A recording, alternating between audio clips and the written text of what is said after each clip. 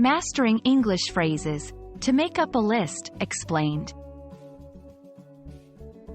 Hello, English learners. Welcome back to our channel. Today, we're diving into the phrase, to make up a list. This is a common expression in English, often used in both personal and professional settings.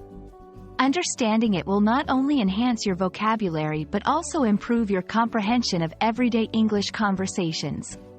Let's get started. To make up a list simply means to create or prepare a list. This could be a list of items, tasks, names, or anything that needs to be organized or remembered. The word make up in this context is a phrasal verb that means to compose or assemble.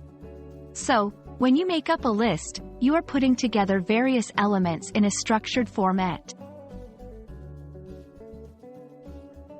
This phrase can be used in various situations.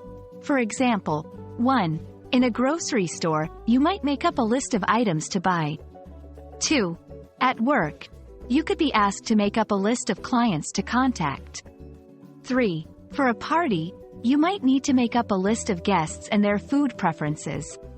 Understanding the context is crucial as it defines the content of the list being made.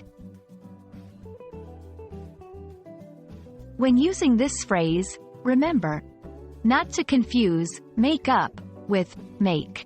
Make a list is also correct but has a slightly more general meaning. The phrase is often used in an active voice. Saying, "The list was made up by me," is correct but less common. To reinforce your understanding, try these exercises. 1. Make up a list of your favorite English words. 2. Write a sentence using the phrase in a context of planning a vacation. 3. Discuss with a friend or in the comments. What list would you make up for a dream event?